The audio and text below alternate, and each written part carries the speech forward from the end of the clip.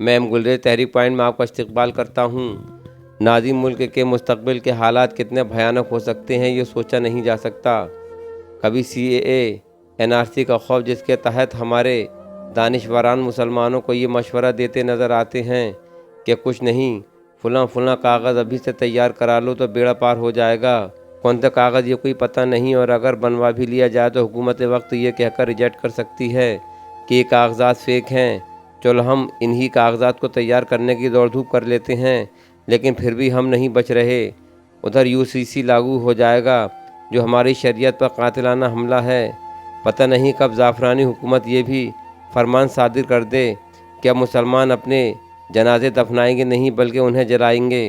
अब अगर हमें CAA NRC और UCC का खौफ सताता है तो पता नहीं कब जिस बस्ती में हम रहते हैं वहाँ ये कहकर बुलडोज़र्स चलवा दिए जाएं कि ये पूरी की पूरी बस्ती गैर कानूनी है।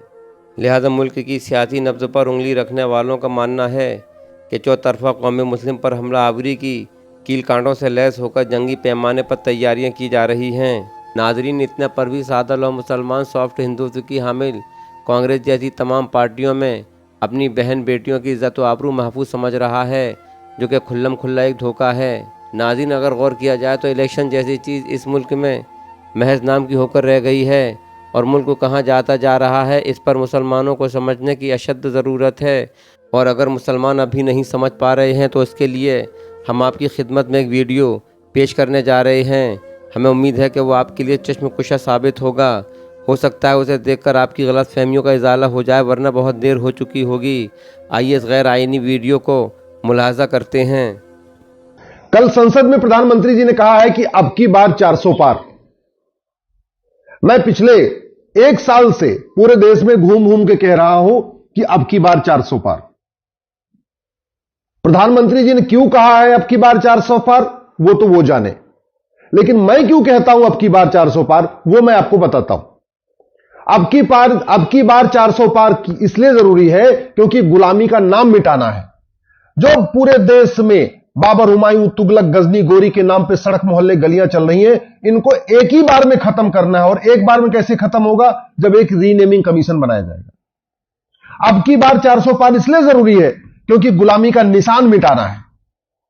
अयोध्या में गुलामी का निशान मिट गया, लेकिन मथुरा में गुलामी का निशान है, काशी में गुलामी का निशान है, भद्रकाली गुजरात में गुलामी का निशान है, बंगाल में गुलामी का निशान है, उत्तर प्रदेश के जौनपुर में अटाला गुलामी का निशान है, मध्य प्रदेश के भोजशाला में गुलामी का निशान है। अब एक एक अगर गुलामी का निशान कोर्ट के जरिए हटाते रहेंगे तो कई साल लग जाएगा। अब की बार 400 पार होगा, कानून बनेगा और एक ही कानून के जरिए पूरे के पूरे गुलामी के निशान मिटा दिए जाएंगे। इसलिए जरूरी है अब की बार 400 पार। गुलामी का कुप्रथाएं चल रही है, उन गुलामी की कुप्रथाओं को खत्म करने के लिए भी अब की बार 400 पार करना पड़ेगा। और ये जो गुलामी की कुप्रथाएं हैं, जो गुलामी की कुरीतियां हैं, जानते संविधान के आर्टिकल 25 की आड़ में चलती हैं, तो आर्टिकल 25 में थोड़ा संशोधन करना पड़ेगा। ये जो भारत में धर्मांतरण होता है ये आर्टिकल 25 की आड़ में होता है, तो आर्टिकल 25 को बदलना पड़ेगा। आर्टिकल 25 को बदलने के लिए लोकसभा और राज्यसभा दोनों जगह 2/3 बहुमत चाहिए। लोकसभा में भी 2/3, राज्यसभा में 2/3। क्यों? क्योंकि आर्टिकल 25 फंडामेंटल राइट है और उस आर्टिकल 25 जो फ्रीडम ऑफ रिलीजन, उसके आड़ में कन्वर्जन भी कराया जा रहा है और आर्टिकल 25 की आड़ में कुरीतियां और कुप्रथाएं चल रही हैं, जो मुगल कालीन कुरीतियां हैं। 3 तलाक, हलाला, मुता, मिस्यार, तहर्रुस, तलाके हसन, तलाके बाइन, तलाके किनाया, ये सारी कुरीतियां अगर खत्म करना है आर्टिकल 25 को बदलना पड़ेगा। आर्टिकल 25 में संशोधन करने के लिए अब की बार 400 पार करना पड़ेगा। यह गुलामी की शिक्षा व्यवस्था चल रही है।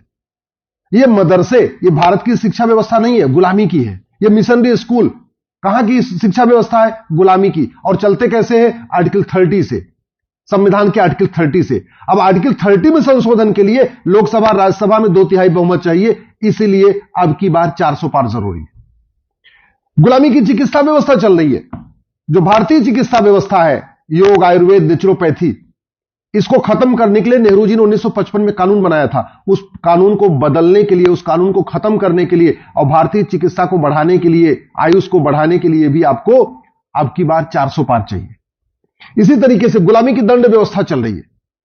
वैसे तो नया कानून आ चुका है, लेकिन मेरा यह मानना है जितने भी अपराध और भ्रष्टाचार के कानून है, इसका एक कानून होना चाहिए, one nation one penal code. यानी घूसखोरी, जमाखोरी, मिलावटखोरी, कालाबाजारी, नशा तस्करी, मानव तस्करी, सोना तस्करी, चंदन तस्करी, घुसपैठ, धर्मांतरण, जिहाद, मजहबी उन्माद, पत्थरबाजी, सब के लिए एक कानून।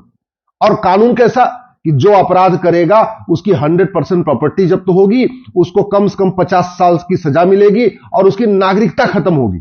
अब नागरिकता खत्म करने के लिए आपको अब की बार 400 पार चाहिए। याद रखिए, आज तक किसी की नागरिकता खत्म नहीं हुई है क्योंकि वैसा कानून नहीं बना है। अब की बार 400 पार होगा तो सिटीजनशिप एक्ट को बदला जाएगा और उसमें नागरिकता खत्म करने के लिए कंडीशन भी स्टेब्लिश करना पड़ेगा, उसमें कई सारी कंडीशन डालना पड़ेगा।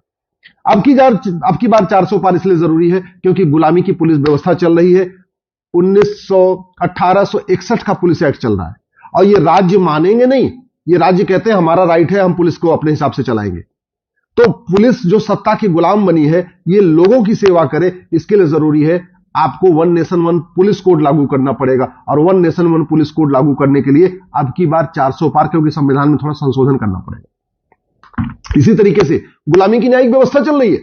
जज भी गुलामी वाला ड्रेस पहनते हैं, वकील भी गुलामी वाला ड्रेस पहनते हैं, सारे गुलामी की व्यवस्था चल रही है, गुलामी के तरीके की छुट्टियां चल रही हैं। तो ये one nation one judicial code लागू करने के लिए भी अब की बार 400 पार करना पड़ेगा। गुलामी की प्रशासनिक व्यवस्था चल रही है, आईएएस आईपीएस उसी तरीके से काम कर रहे हैं, तहसीलदार थानेदार एसडीएम उसी तरीके से काम कर रहे हैं, राज्य सरकारें इनको अपने अपने हिसाब से चला रही हैं। One nation one administrative code लागू करने के लिए भी अब की बार 400 पार करना ही पड़ेगा, तभी जाके one nation one administrative code लागू हो पाएगा। एक जो विशेष कानून चलते हैं, विशेष दर्जा चलता है, माइनॉरिटी मेजॉरिटी वाला जो डिवीजन चल रहा है, उस माइनॉरिटी मेजॉरिटी वाले डिवीजन को खत्म करने के लिए आर्टिकल 29 और आर्टिकल 30 में बदलाव करना पड़ेगा।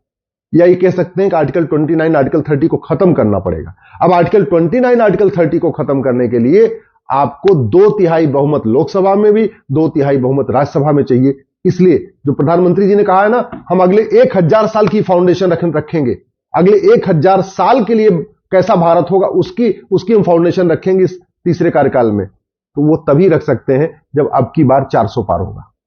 इसी तरीके से गुलामी की व्यापार व्यवस्था, आज की डेट में व्यापार के नाम पे लोग कुछ भी कर रहे, हुक्का बार खोल रहे हैं, सट्टा बार खोल रहे, व्याभिचार का अड्डा खोल रहे, जुआ खाना खोल रहे, ठीक है, सट्टा के लिए अलग अलग ऑनलाइन गेमिंग चल रही है।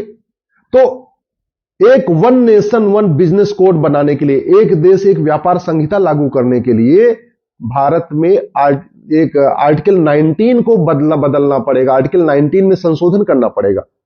अब आर्टिकल 19 में संशोधन करने के लिए 2/3 बहुमत चाहिए लोकसभा में, 2/3 बहुमत चाहिए राज्यसभा में, इसलिए अब की बार 400 पार जरूरी है। इसी तरीके से जो गुलामी की संस्कृति चल रही है, इस संस्कृति को बदलने के लिए और भारत की संस्कृति को मजबूत करने के लिए, भारत की संस्कृति, भारत का संस्कार 16 संस्कार व्यवस्था है। अब 16 संस्कार व्यवस्था सबके लिए लागू हो, स्कूल के सिलेबस में शामिल हो, वो तभी हो सकता है जब संविधान में थोड़ा संशोधन किया जाए। इसलिए मैं कह रहा हूं, संविधान में कई सारे संशोधन करने पड़ेंगे और वो संशोधन करने के लिए आपको 2/3 मेजॉरिटी लोकसभा में चाहिए, 2/3 मेजॉरिटी राज्यसभा में चाहिए, तब जाके भारत बचेगा, भारत की संस्कृति बचेगी। नहीं तो याद रखिए, जनसंख्या विस्फोट, धर्मांतरण और घुसपैठ ये हमारे लिए जहर के समान है। प्रत्येक दिन जनसंख्या विस्फोट हो रहा है, प्रत्येक दिन घुसपैठिए आ रहे हैं और हर दिन धर्मांतरण हो रहा है। इसको रोकने के लिए कठोर कानून बनाना पड़ेगा। नशे के कारण हमारी संस्कृति बर्बाद हो रही है, तो नशे के खिलाफ कठोर कानून बनाना पड़ेगा। नशा तस्करों की प्रॉपर्टी सीज करने, उनकी नागरिकता खत्म करने, उनको फांसी देने के लिए कानून बनाना पड़ेगा। अब बहुत सारे लोग ह्यूमन राइट के नाम पे चिल्लाते रहेंगे, ह्यूमन राइट के नाम पे जो चिल्लाएं उनकी आवाज तभी बंद होगी जब अब की बार 400 पार होगा।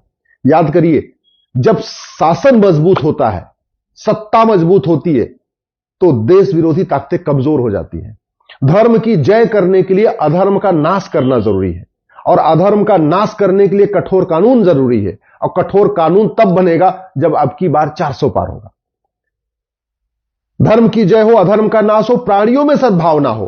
प्राणियों में सद्भावना स्थापित करने के लिए मदरसा और मिशनरी जो स्कूल है इनको बंद करना पड़ेगा। मदरसा और मिशनरी स्कूल बंद करने के लिए आपको संविधान में संशोधन करना पड़ेगा और वो भी 2/3 बहुमत चाहिए वहां पे। तो इसलिए प्राणियों में सद्भावना हो, प्राणियों में सद्भावना स्थापित करने के लिए भारतीय शिक्षा व्यवस्था लागू करना पड़ेगा, समान शिक्षा लागू करना पड़ेगा, और समान शिक्षा के लिए अब की बार 400 पार जरूरी है। गुलामी की कुरीतियां खत्म हो, गुलामी की कुप्रथाएं खत्म हो, उसके लिए समान नागरिक संहिता लागू करना पड़ेगा सेंट्रल लेवल पे। और सेंट्रल लेवल पे तब होगा, हो सकता है जब आपके पास स्पष्ट बहुमत हो। इसी तरीके से समान शिक्षा, समान चिकित्सा, समान नागरिक संहिता, समान दंड व्यवस्था, समान धर्मस्थल संहिता। अभी देखिए आज की डेट में मठ मंदिर सरकार के कंट्रोल में है, मजार दरगाह मस्जिद सरकार के कंट्रोल में नहीं। वो कैसे? वो कह रहे जी हम तो माइनॉरिटी है। तो उसको बदलने के लिए, सबके लिए एक कानून बनाने के लिए, एक समान धर्मस्थल संहिता बनाने के लिए भी स्पष्ट बहुमत जरूरी है लोकसभा और राज्यसभा में। इसलिए मैं आपसे निवेदन करता हूं, दल गुलामी छोड़िए, पार्टियों की गुलामी छोड़िए। अब की बार 400 पार केवल और केवल भारत के लिए करिए। भारत को मजबूत भारत बनाने के लिए, भारत को विश्व गुरु भारत बनाने के लिए, एक सबल भारत बनाने के लिए, एक साक्षर भारत बनाने के लिए, एक समृद्ध भारत बनाने के लिए, एक समावेशी भारत बनाने के लिए अब की बार 400 पार करिए। और अब की बार अगर नहीं किया तो याद रखना, आने वाली पीढ़ियां हमसे सवाल पूछेंगी। हमने, हमारे आपके पिताजी ने, हमारे आपके चाचा ने, हमारे आपके ताऊ ने 1984 में अब की बार 400, उस समय 400 पार किया था। राजीव गांधी को 400 से ज्यादा सीटें दिया था। उसके बदले उन्होंने घटिया कानूनों का अंबार लगा दिया।